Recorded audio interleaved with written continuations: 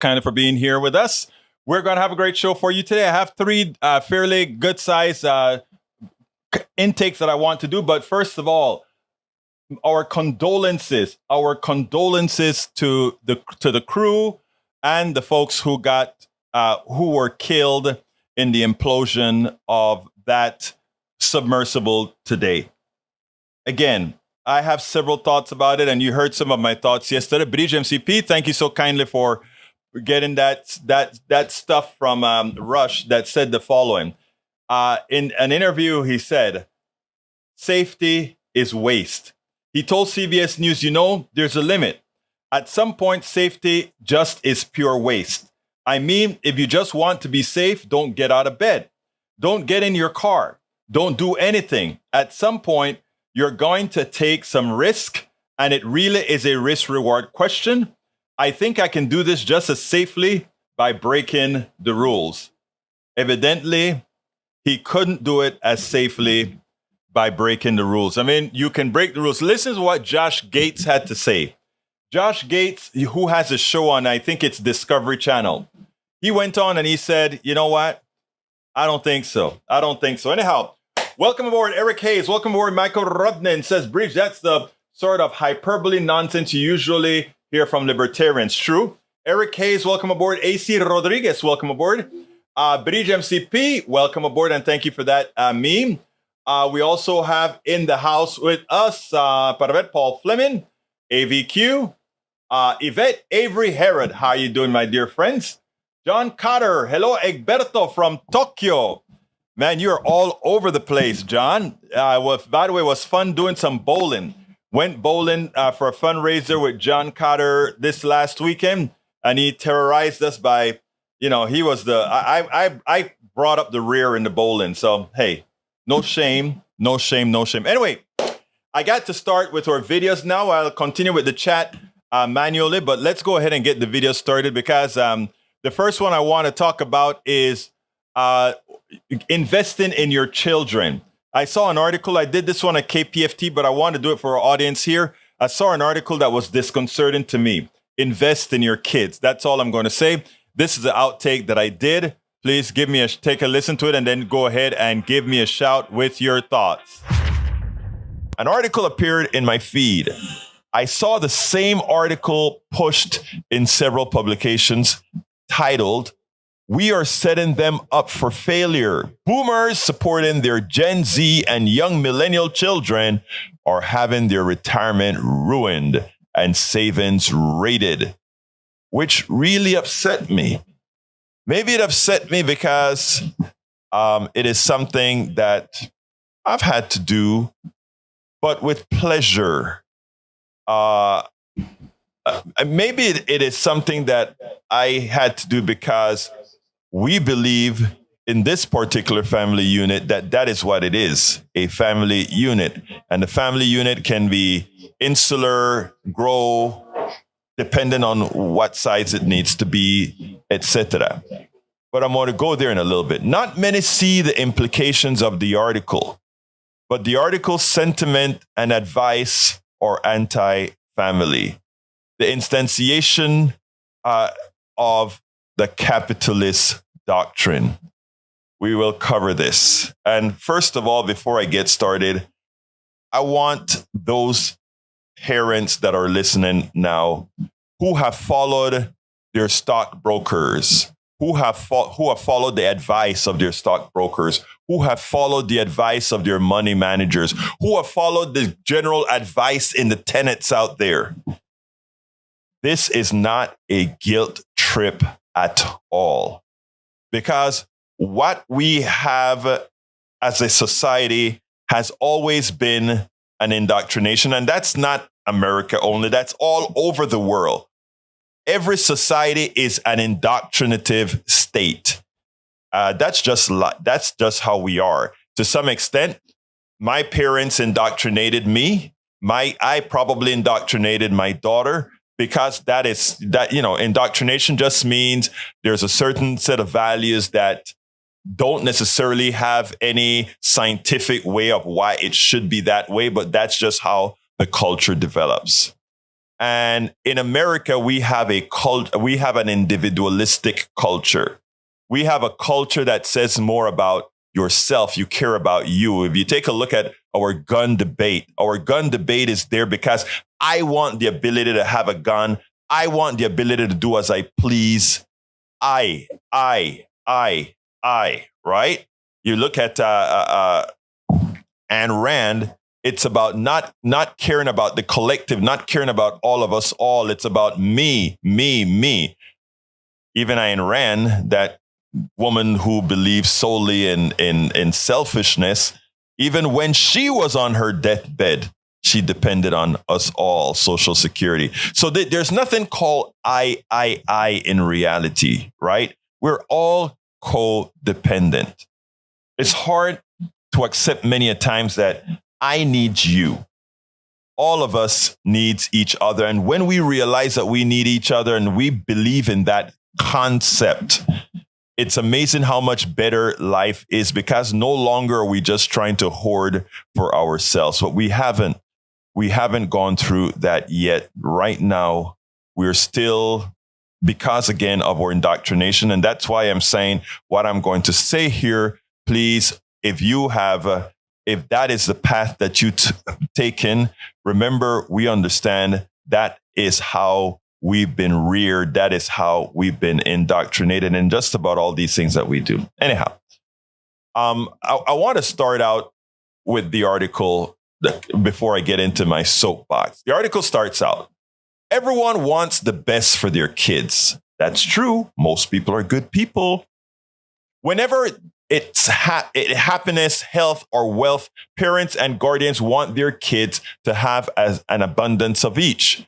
But at what cost to their own livelihoods? That sentence immediately got to me. At what cost? Everything has a cost. We understand that. But to then say that, all right, I want good for my kids. But when you say at what cost, that automatically gives you the feel like, well, I want things good for my kids as long as it's good for me first. But, if it's not going to be good for me, well, to hell with my kids. I mean, the sentence doesn't say that, but the implication from it thereafter, when you look at it in a different context, get what I'm saying here. Courtesy of skyrocketing rent prices, soaring inflation, student debt, and turbulent post-pandemic job market, parents of Gen Z in particular may have to support their children more than previous generations. A recent survey from Bankrate found that 68% of parents are either supporting or have supported their adult children in the past, saying as a result, they delayed their own financial milestones, retirement, paying off their own student debt, even had to take cash out of emergency savings to do what? To help or take care of their kids. And to this article's writer, who generally, you take a look at where these articles are printed, it's generally in some sort of a financial magazine, et cetera, et cetera, et cetera. And my thing is like,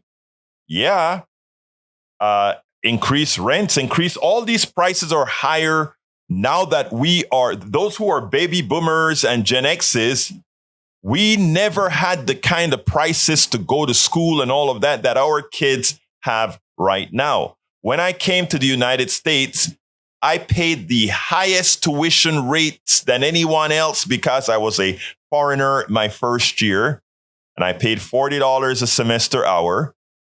When I became a Texas resident and I got my green card and I started on the path to become a U.S. citizen, I became an in-state tuition in Texas, and it went from $40 an hour to $4 an hour. When it was time for my daughter to go to UT, same university, her cost in real dollars was higher than my costs as a foreign student going to the University of Texas. What am I saying here?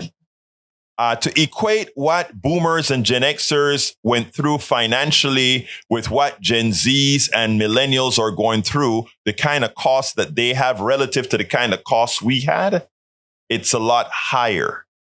And I want to put a little mea culpa on it on our generation. We are the ones who elected those people that believed in this supply side type economics that created that wealth gap that put many of us in the situation, that put many of our kids in the situation that they are in today. So there is some mea culpa to go around why things are so expensive for them, why school costs so much for them. We are partly responsible because of those that we chose to elect, right? And yes, it may have given some of us a tax cut and a little bit better. I. It may have given some of us a better, a marginally better life at the expense of our kids. So now that our kids need more help than we did, these consultants want you to feel guilty. And by the way, remember I said most Americans are good people? Look at what this article is saying. This article is saying 68% or so of parents are putting their retirement on hold or taking money out of their funds to help their kids. Again, most people are good. And that has a material effect on the stockbroker. That has a material effect on the stock market. That has a material effect on that money manager who wants to hoard your money to keep moving up, right? If a lot of parents are starting to help their kids, or it becomes vogue for you to go ahead and help your kids more so than they want you to help them because that is money that you're not investing in their domain, that becomes problematic for them, right? Because all they make their money from is using your money, making money off of money. And if you're using your money to not give your kid, I don't look at the monies that I give my kid as just a wasted piece of dollar.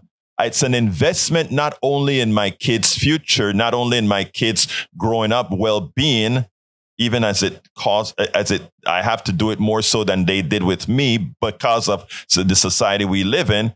It's an investment in family. And you know what?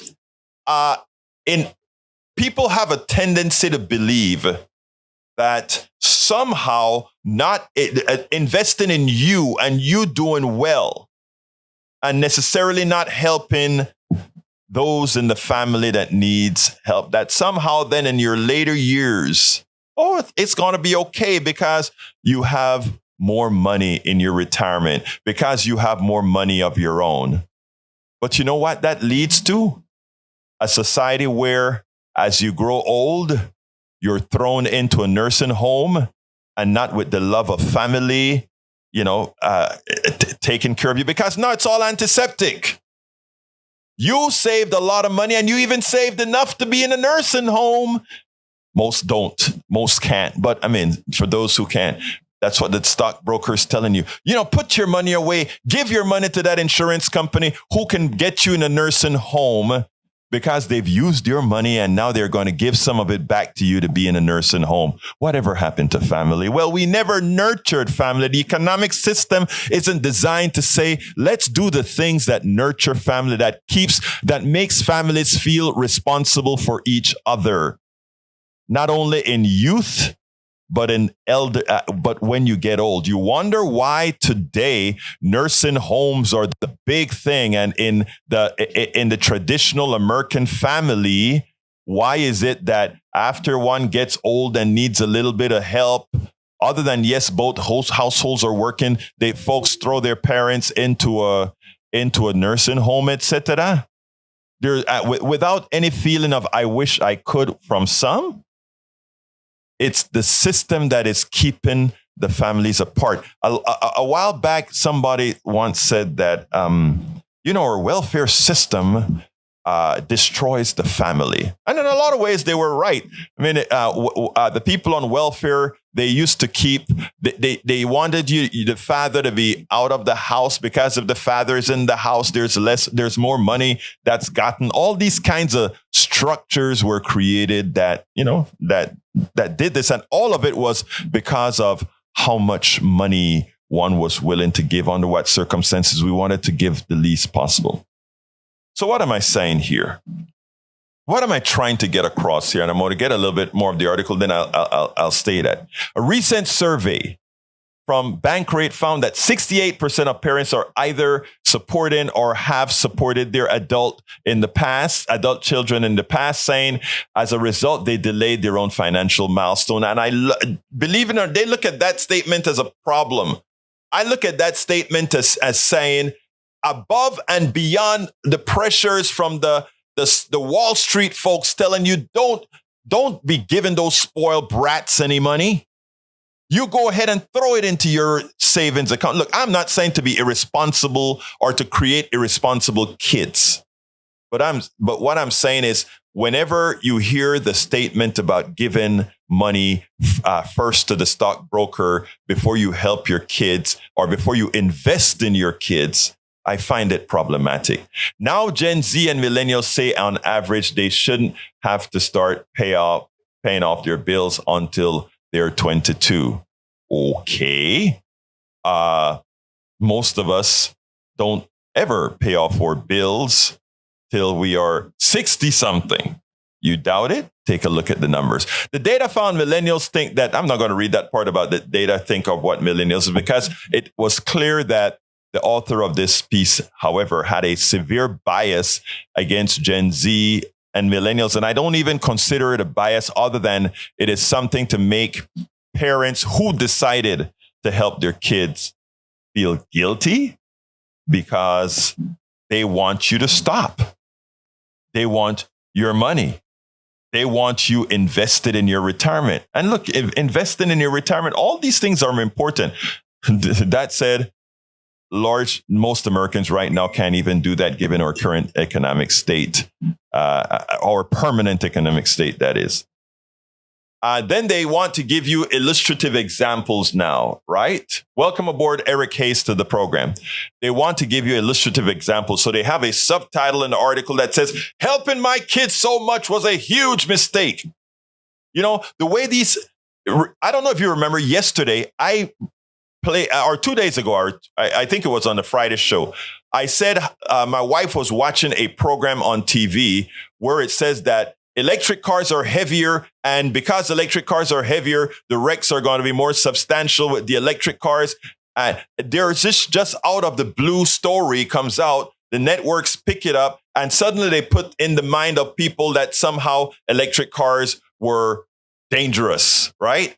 And after my wife kind of looked at me with concern, I said, hey, don't listen to that. The reality is they're saying electric cars are heavier, so the wrecks could be more substantial. True. Mass, the mass, larger mass, that's what it gives to you. But you know what? Did they tell you that by not burning gas, there's less benzene in the air, etc., which for all those people who would have gotten cancer, which is quite a few of them, not just the people in a wreck, that burning fuel in fossil cars and taking that car off the market saves more lives than that. Did they tell you that?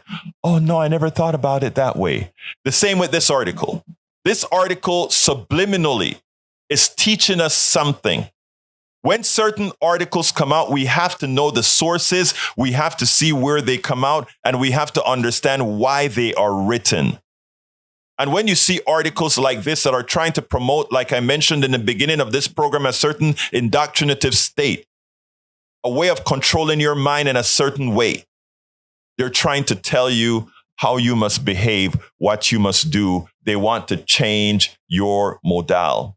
When you look at the insular family who originated from certain countries, let's say China or other countries, a Chinese family comes over here, and that insular unit, I'm not talking about an Americanized Chinese family, but a Chinese family that comes over. And by the way, it's not only here in the United States. I'm from Panama, Central America. And when they migrate to Panama, the culture, within that culture, they start a little store by going to different family members, and they're putting their monies together. They're not going to Wall Street or a banker and I have nothing against a banker or Wall Street, I do have a lot against, but a banker that is doing, as the last resort, right? But They build their businesses from families. In Panama, in Colon, where I'm from, you'd see a company come, a little store that sells a slice of bread, a piece of cheese, all these kinds of things for the worker who's just going off to breakfast. And they start that store little from a little bit of monies from the family members, and the kids get a little bit of money to go do this. And then slowly they build upon what the families together put together. And that culture is anathema to what we have in a lot of ways. Why? Because we don't want that. We don't want it to be that you raising money from the families around to build things, because you cut out that small number of people who want to make money off of your money, right? If people start doing that, and we start having a collective society where a group of friends get together and say, hey, you know what? Let's build this sort of stuff together. Hey, John is really good at that, and he has this great idea. We are going to invest in John. Hey, you've just cut out the banking, you've just cut out that capitalist system that wants to use you as a piece of capital to generate a little bit of income for somebody else. That family that used to get together and say, you know what? Hey, auntie, brother, sister, let's have this deal. All of us put X amount of dollars in a pie and work together. Or to put it more local, invest in your kid who later on succeeds, who later on know that they have a family that's backing them and gives them that much more self-worth, give them that much more a feeling that they have a backing. And then when you get old, because it's the unit, you're not worried about, you're going to be thrown in a nursing home with no relationship to those kids. My wife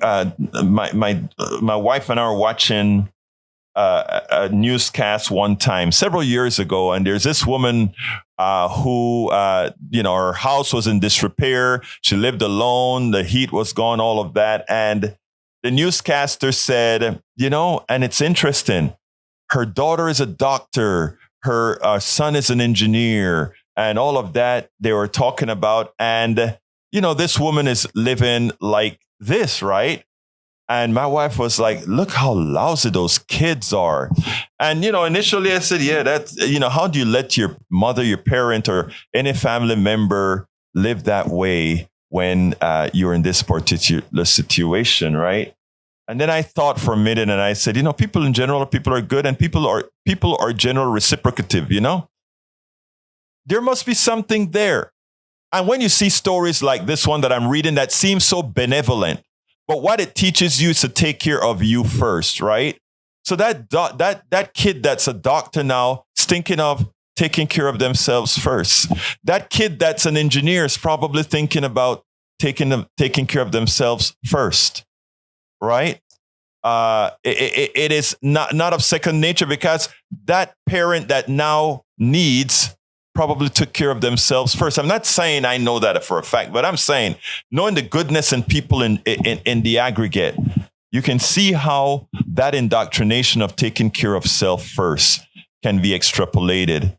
So I wanted to start off with this story because in effect, I'm saying, let's not let externalities, let's not let a financial system, let's not let articles like this give you a second. And if you're out there helping your kids because they're having a hard time, if you're out there helping your kids because they want to finish school and it's so expensive now, and you decided to go into your 401k, you decided to go into your retirement, this article wants you to feel guilty about it. Don't take your money away from the stockbrokers. We need your money to make money. Do not feel bad or a bad feeling for doing what is the right thing to do. You may not have $1 million when you retire, but you'll have the love of your kid. You will have a kid that you've invested in. You would have the things that matter.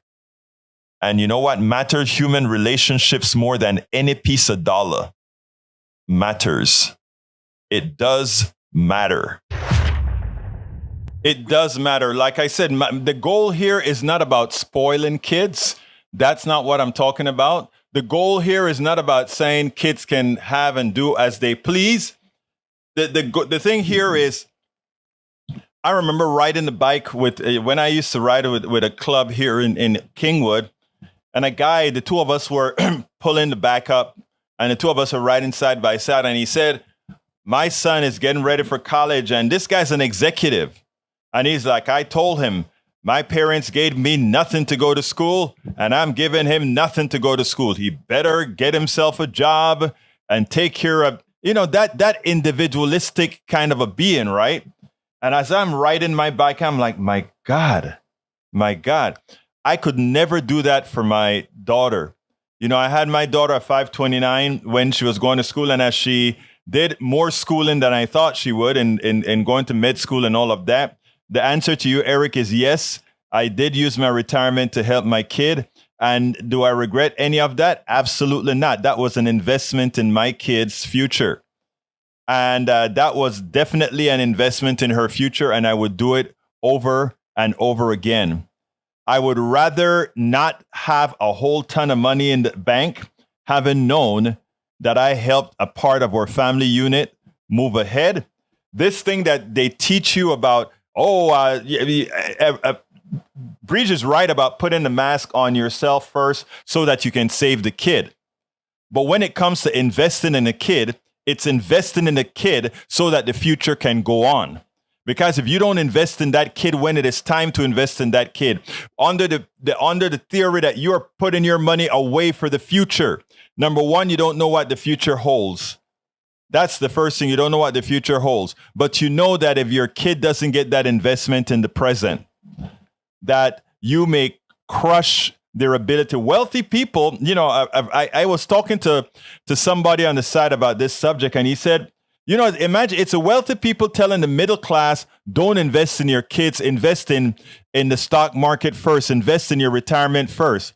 But he said, interestingly, the first thing they do is they put their kids into high quality schools and make sure that their kids are ready to take the realm. But they don't want you to do that. They don't want you to do that. Well, no, I believe in investing in kids.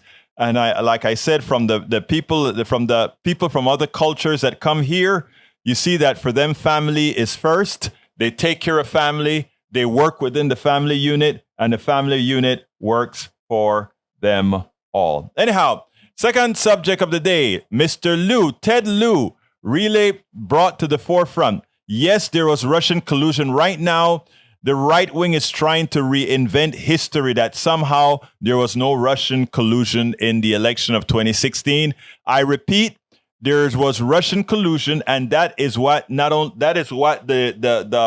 report said. The Mueller report. Don't let them fool you unless you're foolable. Check this out. We'll take it on the other side. The right wing tries to chip away at the truth until they have sculpted a lie into stone. They tried to do it the 2020 election. They've really tried to do it and had some success with COVID lockdowns. Oh, they were a failure. Oh, they were necessary. And they have tried to do it and had some success with the Mueller investigation into Russian sabotage of the 2016 election. As part of that effort, the House Judiciary Committee heard testimony from, as we mentioned, John Durham this morning, the special counsel appointed under Donald Trump to investigate the people who tried to investigate what Russia did in that election. But Congressman Ted Lieu, Democrat of California, was having none of it. Okay. Now, Mr. Durham, I'd like to ask you the following simple yes or no questions. Trump's former campaign chairman, Paul Manafort, was convicted, correct? That's correct. Trump's former foreign policy advisor to the campaign, George Papadopoulos, was convicted, correct? That's correct. Trump's former deputy campaign manager, Rick Gates, was convicted, correct? Not in connection with the Russian matter. All right. Mr. Durham, you can hold yourself out as an objective Department of Justice official or as a partisan hack. And the more that you try to spin the facts and not answer my questions, you sound like the latter. So I'm just going to ask this simply. Trump's former national security advisor, Michael Flynn, was convicted, correct? That's correct. Trump's longtime advisor, Roger Stone, was convicted, correct? Correct.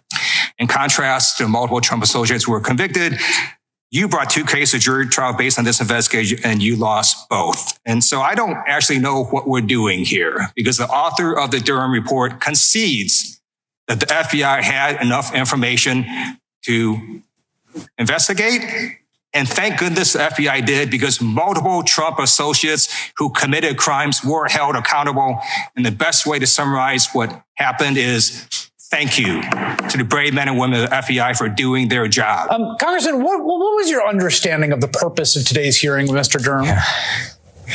Thank you, Chris, for your question. Let me first say, when Democrats control the House, we pass laws like the infrastructure law to help American families to grow our economy. And when Republicans control, what do? We get stupid stuff like this dumb hearing on the Durham report, which concluded, after wasting $6 million of taxpayers' money, that the FBI had a duty to investigate allegations of Trump-Russia collusion. And thank goodness the FBI did that, because multiple Trump associates were convicted and held accountable for their crimes. One of the themes today was frustration from Republicans, right? Yeah. The Durham's investigation, his report, and the two cases he brought, which you referenced, both of which ended in acquittals, quite notably, didn't come up with more. Matt Gaetz tweeting Durham is part of the cover-up, and then telling Durham to his face he was like the Washington Generals. Take a look at this exchange. You didn't charge Andrew McCabe. You didn't convict the lying Democrats or the lying Russians. You didn't investigate Mifsud or the Mueller probe, even though, as we sit here today in black letter, that was your charge. Have you ever heard of the Washington Generals? The Washington Generals, yes. Yeah, and they're the team that basically gets paid to show up and lose, right? What do you take away from the frustration of folks like Gaetz and others with Durham and what Durham produced? MAGA Republicans are trying to rewrite history, and we cannot let them. The facts are very clear. The Department of Justice, through the Mueller report, found that the Russians interfered in our elections in 2016 in a sweeping and systematic fashion. A bipartisan U.S. Senate report in 2020 concluded the Russians interfered, and it was designed to benefit Donald Trump. And then Paul Manafort, Trump's campaign chairman, admitted that he gave internal Trump campaign data to the Russians. That is called Russian collusion. That is definitely called Russian collusion. And that is what the Mueller report said. What Barr did, that's why even as Barr is coming out against Trump right now, we have to remember that Barr was complicit in all that occurred. Anyway, Big Pharma is at it again. Big Pharma is at it again. What are they doing? They are suing. A consortium of them are suing. I want you to listen to this. I did this piece this morning as well at KPFT. Check this out. Second topic, it has to do with Big Pharma. And it irks me that this doesn't get more play. The title of this particular piece that I drug out of Common Dreams last night was "No surprise, Big Pharma sues Biden over effort to lower drug prices for Americans." And if you notice, remember last week I spoke about Merck and Merck suing the government. Well, that was not enough. That wasn't enough. They want to cripple the ability of your government, our government.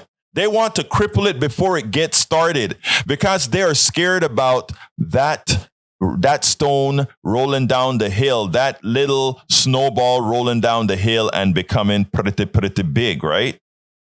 So it's no surprise that Big Pharma sues them. Here it goes. It says, aiming to protect wealthy pharmaceutical companies from any reduction in their tens of billions of dollars in annual profits or lavish CEO compensation packages, the industry's biggest lobbying group on Wednesday announced a lawsuit against the Biden administration over its policy allowing Medicare to negotiate lower drug prices for consumers. Part of the Inflation Reduction Act that was passed last year, the Medicare negotiation provision has been a key demand of progressives, including Senator Bernie Sanders, for several years, as the United States pays more per person for prescribed drugs than any other country, and nearly a third of Americans said in one survey last year that they have avoided taking medications due to costs. So if folks are taking medication, like not taking their medication due to cost, that means that a certain percentage of those folks will get sicker, and yet another percentage of those will die. So therefore, I think there's a direct correlation between the pharmaceutical companies and unnecessary illness and unnecessary deaths. Before I proceed with the article, ask yourself a question. They are suing the United States government for wanting to negotiate prices for drugs. Maybe it is time for us to have a class action lawsuit against the drug industry, against pharmaceutical companies, under the premise that they are affecting the illnesses and murder of our citizens by their policies. You know, I am in several organizations, other organizations, and, you know, every so often these organizations get sued, right? These benevolent organizations, these nonprofit, people have disagreements and they decide to sue each other or whatever. And I always say, for the one who knows that they're in the right, you know, it is time to be aggressive.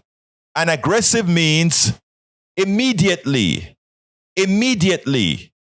counter suing when you have things like this. I think we could create good grounds for suing a company who has developed products based on money you, the taxpayer, has paid to universities and the NIH and other departments to develop these drugs. And after these drugs are developed, these companies try to charge you again exorbitant amounts to use these drugs. And because we, the people who've already paid for these drugs, can't afford it, we get sick. Some of us die. I think it is time for us to sue those companies civilly and criminally. I mean, if we know death could occur, we could probably find a good lawyer who could say that is premeditated murder. Wishful thinking on my part, but you know what? Aggressive thinking, it's what we are going to need if we are going to bring some benevolency back into this society. But we can take that another time. Back to the article, although a Congressional Budget Office analysis found last year that allowing Medicare to negotiate lower drug prices would save the U.S. nearly $290 billion in new revenue and savings over a decade, the Pharmaceutical Research and Manufacturers of America on Wednesday became the latest pro-industry group to sue over the provision, arguing the law is unconstitutional. Wow. It's unconstitutional. I want people to understand what this is saying here. They are saying it is unconstitutional for our government, we the people. It's unconstitutional, they're claiming, to negotiate for better prices for all of us who are paying the bill for these drugs, but not only that are paying the bill, that wants to pay the bill to get these drugs, but also paid the bill to develop these drugs. They're suing us. I mean, you know, I know a lot of you have heard the frog story. The frog story is that if you put a frog in water and you put some heat into that water, and you gradually heat that water, as that water is heated, because the change in temperature over time is so small, by the time that water starts to boil, that frog is so used to it that it dies being boiled, because again, the delta change was so little that it was imperceptible. Is that a true story, or is that truly how it works? Look, when I get into the shower and as I progressively get the water, eventually it reaches a point that you want to. But again, you get the gist. The gist is that these guys have been doing Delta wrongs for so long. In other words, I get a little bit worse every year. We push it to the limit every time, a little bit more, a little bit more, a little bit more. So much so that when we are at a maximal level of evil, like these drug companies are right now, when you reach that maximal level of evil, to you, it doesn't even seem all that evil. That you are suing a government trying to make drugs affordable to people so that they don't die. Ultimately, that's what it is. So that they don't die, they're selling, they're putting these products out. They're trying to negotiate the price of these products of which these guys are saying, no, it is unconstitutional. And you mean this didn't make big news yesterday or the day before, etc., on our news channels? It didn't make that. It's amazing. It's amazing. But anyhow, here's the deal. Continuing with the article, because just reading it is frustrating. But Pharma argued in a court filing in the Western District of Texas. I noticed where they wanted to file that case, right? In the Western District of Texas, that the provision violates the constitutional requirement for checks and balances by placing too much authority in the hands of the U.S. Department of Health and Human Services, the due process clause by denying drug companies input regarding pricing, and the 8th Amendment ban on excessive fines due to the excise tax big pharma companies will be required to pay if they refuse to negotiate. All right. So the Biden administration is saying negotiate for the prices, and if you don't negotiate for these prices, there'll be an excise tax, right? And why an excise tax? Well, of course there's an excise tax. I mean, we paid for these drugs. We paid to develop these drugs. So, you don't negotiate, again, we have the right to tax. So they're saying, no. We want the drug companies. While you are negotiating prices, we want to have input in what those pricing conditions are going to be. Okay, really? I mean, the idea that they are serious about this makes one wonder. Again, like I said, the frog metaphor. Holy City says you completely destroyed the boiling a frog metaphor. I don't know that I did. Maybe my words didn't come out as clean as they should, but the idea is a delta temperature is what makes the frog boil. I mean, it's staying there to the boiling point, my friend. So I think that is accurate. All right. The Senate Finance Committee Chairman Ron Wyden said it was no surprise that pharmaceutical companies want to stop the Medicare from saving millions of senior citizens out-of-pocket costs, and warned that they'll likely be successful if a Republican candidate wins the presidency in 2024. I expect the Biden administration to vigorously defend Medicare's bargaining power so seniors will see the lower drug prices they expect, said Wyden. This legal action underscores how critical it is to have a president in the White House who will fight for lower health costs for Americans. I have deep concerns that a Republican administration would roll out the red carpet for big pharma and once again ban Medicare from negotiating lower drug prices. Lower drug prices.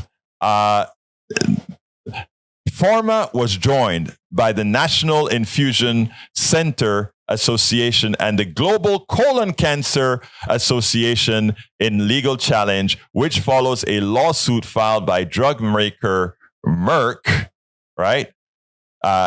earlier this month, which is the one that we spoke about a few weeks ago or a week ago, the U.S. Chamber of Commerce and Bristol Myers Squibb have also sued over the provision this month, with the latter claiming, as Pharma did Wednesday, that the law is bad for innovation. All right. The law is bad for innovation. I'm glad that they said that. Now the lawyers for the government can really go into where innovation actually comes from. When they say it's bad for innovation, what they're saying, brothers and sisters, is the following. If we are not allowed to charge you exorbitant prices for the drugs that we sell, we will not have innovation, because we need all those profits to innovate. It amused me also that a part of that consortium suing the government is the Global Colon Cancer Association. Because anybody who watches TV every single day, whether it be the broadcast or cable news, etc., you know, there's this new colon this new colon test on the market. You can go ahead and, without a colonoscopy, now you can actually determine if you have colon cancer by simply doing this in-home test, right? And every half hour or so, I'm not going to name the drug, I'm not going to name the test or anything here, but every few minutes, in between the breaks, you hear this colon advertising come on. Where the hell is all that money to keep advertising a test? If you go to your doctor should tell you, hey, you need this test, you need that test. You don't need for the monies that we are going to pay for these tests and these drugs to be advertised on TV ad nauseum. We don't need to have these advertising over and over again, because that is money that's you're paying for. Every single ad that you see on TV for medicine, every single ad on TV that you see for a test, when you hear them say, go ask your doctor about this test, ask your doctor about this medication, those ads cost tens of thousands of dollars to put on ABC, CBS, MSNBC, and all of that. Every time they air, thousands of dollars to air that ad. And to pay for that ad, the expectation is more people are going to use that thing, and they're going to charge you that amount of more money for the medicine, etc., as opposed to just letting the doctor know about the medicine and saying the doctor makes the best option for that. But now they want to use it as an excuse. Oh my God, it is going to somehow charge you. It is going to stop innovation if we do that, if we come and try to do that. So I want all of you to realize, it's a sham. It is a complete sham. This drug issue, this drug suit that's going on right now, that they are going to sue you, or that they're going to sue. Yeah, they're suing you. They're suing the government. We, the people, are getting sued by Big Pharma because they want to be able to exploit you. And when they talk about innovation, they need to make all this money so they can create newer drugs. They don't innovate. I repeat, I'm going to throw this back in a minute, but they don't innovate. The innovation comes, the genesis of innovation, the start of innovation in the pharmaceutical field starts at your university and from grants that the NIH, the government institution, give to companies. And the reason why is companies do not take risks. Companies do not take risks. So please, my brothers and my sisters, this is a big story, bigger than the media is talking about. And the media doesn't want to talk about it because they love those Merck commercials. They love those colonoscopy commercials, etc., that you are paying for with those high prices. They spend more money. They spend more money on advertising, executive pay, and shareholder dividends and value than they do on research and development. So that is a lie right within there. And I hope the Biden administration, actually calls them out on that with the proof that's out there for all of us to see, that these drug companies spend their money on ads, spend their money on giving high salaries to executives, and spend their money on giving high returns to investors. Please, this is a huge story. Yes, it is a huge story. Breach, there is your meme. Shocking things liberals believe. But before I get into reading your meme, I want to address Paul. Paul, I'm sorry about that cost that you're talking about. It's a shame. It's a sham that your drug that we likely developed is costing you that much.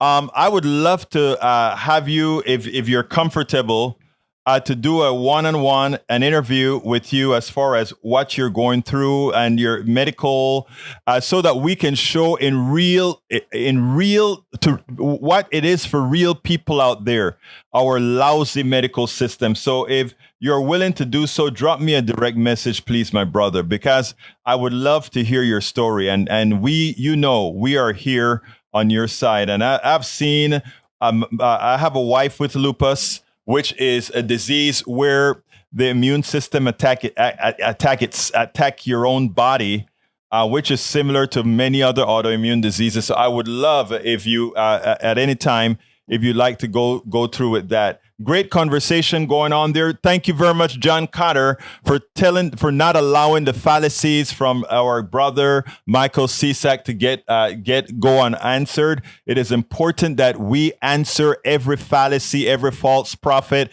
every false bit of information. All right. People work, shocking things liberals believe. People working 40 hours a week should not live in poverty. CEOs should not receive 3,000 times the pay of their workers. Wall Street gangsters should go to prison when they steal. No child should ever have to worry about being shot at school. No one, especially veterans, should be homeless. There should not be subsidies for profitable corporations. Equal rights and equal pay should be the benchmark for all Americans. Politicians should not dictate medical decisions for women. Lobbyists should not be allowed to bribe our representatives. Companies should not be permitted to trash the earth for profit. Healthcare should be given to all, not be a luxury for rich people. Everyone should have access to higher education. For our conservatives in the House, for our right-wing brothers and sisters, which one of those policies do you disagree with? Which ones of those policies do you want to not become effective for us all? Let us know, because if you believe in all those things as well, then suddenly you may not be as conservative as you think you are. You may not be as conservatives as you think you are. Great find, Bridge MCP. All those items that you put there, Bridge, poll at over 60%. They all poll at over 60%, some 70, some 80. That's what we're talking about, Bridge. Anyhow, Paul, get in touch with me, please, if you can. You know how to reach me directly. Want to tell everybody thank you so kindly for going ahead and listening to our program. Please remember to share it. This is how we are going to get the message out. Kathy Pasquale says, please send a link to YouTube Live. Thank you. We'll do send you the link to YouTube Live. Actually, here's how you get it. Kathy is here. HTTP. Let's give it to you right now. politicsdoneright.tv. There it is, my dear. politicsdoneright.tv. politicsdoneright.tv. Eric, 60% isn't 100%, but 60% is a large majority. And the others are people that are either delusional, wealthy, or selfish. Anyhow, let's we got to get to close the program right now. I want to thank everybody for listening. Please, again, share the program. This is how we are going to get things done. This is how we will get things done. My name is Egberto Willies. This is Politics Done Right. And you guys know how I end this, baby. I am what? out. We spend a lot of time deconstructing the news, trying to parse it into a form that everybody can understand. We try to find those little nitpicks where it flies above the fray, etc. If you really like these videos that we do, I want to ask a big favor. Please go ahead. Number 1, subscribe to our channel, and number 2, please join if you can. Thank you so kindly for watching. Keep watching. Please remember to share. We must populate the entire internet with our progressive message, a message that we know is what most Americans say that they want. So help us, please join.